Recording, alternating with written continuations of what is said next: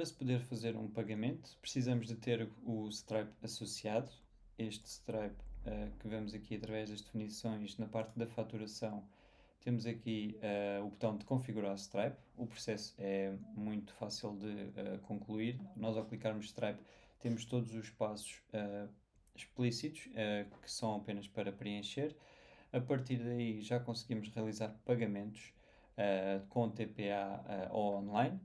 Depois, se formos aqui à aba dos clientes, clicarmos aqui no cliente Rita, por exemplo, clicamos na parte dos pagamentos e ao confirmar pagamento, conseguimos então ter o terminal a funcionar, e portanto ficaria pago.